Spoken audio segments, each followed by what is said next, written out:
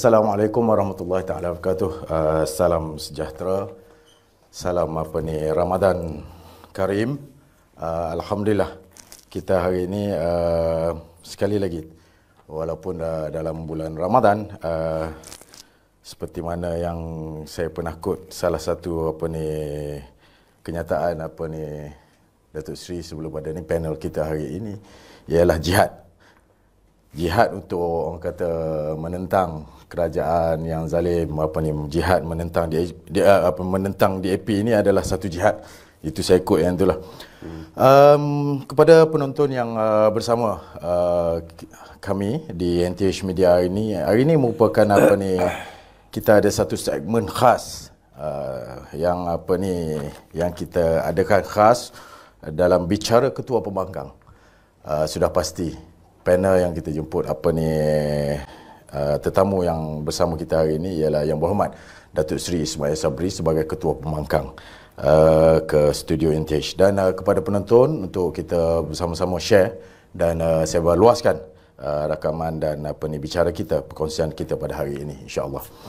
Dan selamat datang Datuk Seri sekali lagi ke NTH Media. Ini adalah segmen khas untuk kita mendapat kenyataan dan pandangan perkongsian daripada Datuk Seri sebagai Ketua Pembangkang. Dan kebetulan juga dia juga merupakan pasca Dewan yang baru habis seminggu lepas, almost 2 minggu lepas. Dan masih tak terlambat tahniah Datuk Seri atas pelantikan Ketua Pembangkang untuk sesi Dewan kita kali ini. Selamat datang. Dan kepada penonton, suka untuk saya ingatkan segmen ini akan kita adakan setiap bulan Datuk Seri. Dan saya ucapkan terima kasih atas dasar persetujuan dan untuk Datuk Seri datang ke studio untuk kita berkongsi segala bentuk isu yang mungkin dikupas oleh Datuk Seri. Baik Datuk Seri. Saya lihat banyak kejayaan-kejayaan yang yang boleh kita nampak di dalam Dewan yang lepas. Beberapa kejayaan dan akhirnya sehingga satu kejayaan besar iaitu kerajaan gagal untuk melaksanakan untuk meluluskan pindaan perlembagaan perkara 1/2. Itu adalah kejayaan. Tapi sebelum pada tu, kepada rangkuman, kepada semua, saya nak bagi hint dulu biar orang tahu dan akhirnya kita berbincang ke arah itu Datuk Seri. Kerajaan hari ini, setakat hari ini, kita dah hampir 9 Mei dan kita dah hampir setahun Datuk Seri. Apa pandangan Datuk Seri keseluruhannya dulu sebelum kita pergi kepada detail ataupun ke perinciannya? Apa yang Datuk Seri boleh lihat daripada kerajaan PH yang ada hari ini? Silakan Datuk Seri. Saya pertamanya terima kasih kepada Nothing to Hide Media ni kerana sekali lagi menjemput saya. Saya nak jawab satu patah perkataan saja tentang kerajaan yang ada hari ini, iaitu gagal. Totally gagal. Totally gagal. Gagal sepenuhnya. Ya, kerana bukan saja gagal di dalam memastikan manifesto ataupun janji pilihan raya dilaksanakan, tapi gagal di dalam menguruskan ekonomi, gagal di dalam menguruskan kebajikan rakyat. Setakat hari ini rakyat lebih menderita selepas pilihan raya sehinggalah ke hari ini dan tidak ada nampak apa dasar yang baik untuk rakyat. Dan dari segi ekonomi pun semakin hutang negara semakin bertambah, tukaran wang asing dengan Malaysia semakin teruk, pelaburan asing semakin kurang, malah ramai banyak yang dibawa keluar daripada Malaysia. Share market kita yang terburuk di dalam seluruh negara Asia ini. Jadi saya tak mampu untuk menyebutkan sesuatu yang baik. Ya, dari segi kos sara hidup dan sebagainya, semuanya adalah ke arah membebankan rakyat dan kita tidak dengar pengumuman bagaimana nak menyelesaikan isu kos sara hidup rakyat, kos harga komoditi yang menurun, hutang negara yang semakin bertambah dan semua sekali. Sebab itu saya simpulkan tadi dengan satu perkataan saja, iaitu gagal. Gagal.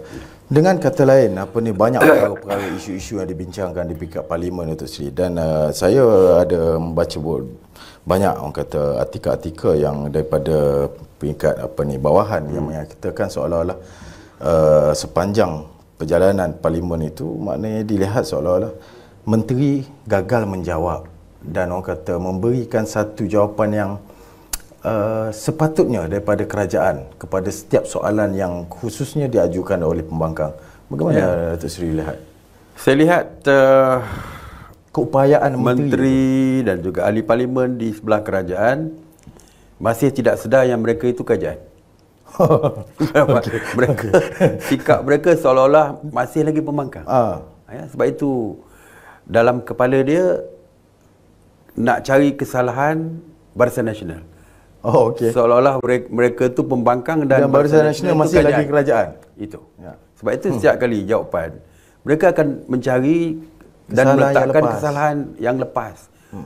Kerajaan BN, sedangkan rakyat sudah membuat pilihan.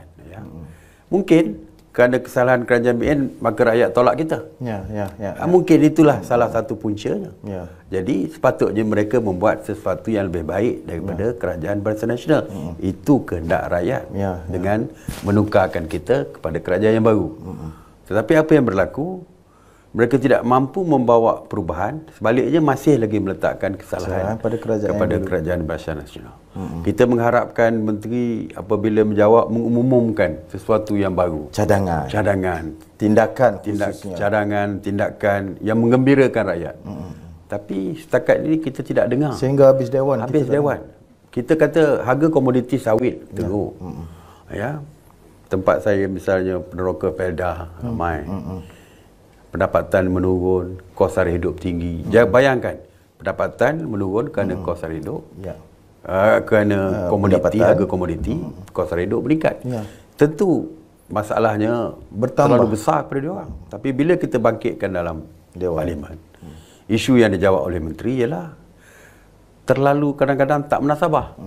Tanam buluh misalnya, menggantikan kelapa sawit. Jadi ini sesuatu yang kita nampak, jawapan yang tidak sepatutnya keluar daripada pada asasnya seolah-olah jawapan macam tu kita ingatkan joke, tapi sememangnya itulah jawapan yang serius daripada menteri mereka di dalam parlimen. Kita kata harga komoditis getah menurun. Kita minta supaya kalau dulu kerajaan lama apabila harga getah teruk bagi one off RM500 misalnya. Harga lantai bila kita cadangkan, dia kata pegawai getah boleh tambahkan pendapatan menorehlah waktu musim hujan. Contoh. Kita joke, bagi kita joke, but itulah jawapan sebenar dia orang di dalam parlimen. Jadi itu saya beri contoh antara menteri-menteri yang memberikan jawapan. Memang kita kadang-kadang langsung tidak berpuas hati dengan jawapan kerana jawapan yang diberi seolah-olah memperbodohkan rakyat. Takkan, saya rasa orang di tempat saya pun tahu apa jawapan dia kalau menoreh musim hujan, apa jawapan dia kalau menanam buluh. Saya tanya dia, dah buat kajian tak dari segi pasaran buluh ni? Jangan suruh orang kampung tanam buluh, akhirnya kita tak nak dapat dipasarkan. Dah cari ke pasaran. Berapa tahun buluh ni boleh membesar? Bila boleh harvest buluh ni? Sebelum kita jual buluh ni, apa benda pendapatan dia? Adakah kerajaan modal untuk nak tanam adakah buluh kerajaan tu pun bantuan? Kalau tanam semula getah ada bantuan, adakah tanam buluh ni mendapat bantuan? Jadi all this mereka tak jawab sebab tidak ada perancangan. Yang pentingnya yang bagi dia ada persoalan rakyat jawab tanpa membuat sebarang kajian dan sebagainya. Jadi sebab itu saya nampak yang dari segi kemampuan menteri-menteri menjawab soalan ni kadang-kadang bukan saja tidak menggembirakan kita, saya nampak di pihak ahli parlimen kerajaan pun kadang-kadang agak mereka sendiri pun mereka tak puas hati dan kadang-kadang bangun beberapa kali untuk tanya perkara yang sama untuk diperjelaskan. Okey, Datuk Seri, alhamdulillah maknanya dari segi itu, dari segi isu rakyat, PAC selesai di Dewan. PAC alhamdulillah itu merupakan manifesto pilihan raya. Saya ucap terima kasih kepada kerajaan juga kerana membuat perubahan, iaitu pengurusi PAC daripada kalangan pembangkang. Ya. Tapi itu setelah melalui proses apa ni, maknanya rayuan dan sebagainya. Tapi mula-mulanya agak tidak nak dipenuhi manifesto tersebut. Selepas pengurusi PAC keluar UMNO, masuk Parti Bersatu, masa itu statement dah dibuat oleh Perdana Menteri, iaitu tidak ada perubahan, tidak ada pertukaran. Jadi kita bangkitkan sehingga kan ahli PAC pembangkang meletakkan jawatan beramai-ramai dan kita bangkitkan dalam parlimen, argue lagi dalam parlimen dan alhamdulillah akhirnya dengan tekanan akhirnya tersebut, buat U-turn jugalah. Akhirnya dengan tekanan tersebut pengurusi PAC daripada pembangkang dilantik, iaitu Yang Berhormat daripada Parit Sulu, Yang Berhormat Datuk Dr. Noraini, yang juga merupakan wanita pertama, ahli parlimen wanita pertama dalam Malaysia yang memegang jawatan sebagai pengurusi PAC. Ini sejarah baru bagi wanita Malaysia. Alright. Sri, selain daripada itu, saya melihat, saya nak tanya soalan tu very simple. Cuma saya nak dapatkan orang kata penjelasan. Yang ni kadang-kadang orang kata penonton rakyat kat luar tak nampak tu sih. Benda ni berlaku kalau siapa-siapa yang pergi parlimen, saya pun berkesempatan pergi ke parlimen, kita boleh lihat bagaimana peranan dan fungsi ahli-ahli parlimen khususnya di belah pembangkang dan belah kerajaan. Tapi soalan saya, adakah benar keseluruhan kerajaan PH itu dikuasai oleh DAP? Itu soalan pokok yang orang banyak duk hantar kat saya, Datuk Sri. Minta Datuk Sri jawab. Ya, banyak perkara yang kita nampak, kita nampak yang ada peranan daripada DAP sendiri, Misalnya kau besarlah isu-isu besar, isu-isu besar seperti ISET dulu. Dibincangkan di dalam parlimen. Statute Room dibincang dalam parlimen. Perkara besar itu sebenarnya ISET sebenarnya bukan baru, dah lama, tetapi tidak menjadi isu untuk diperbincangkan.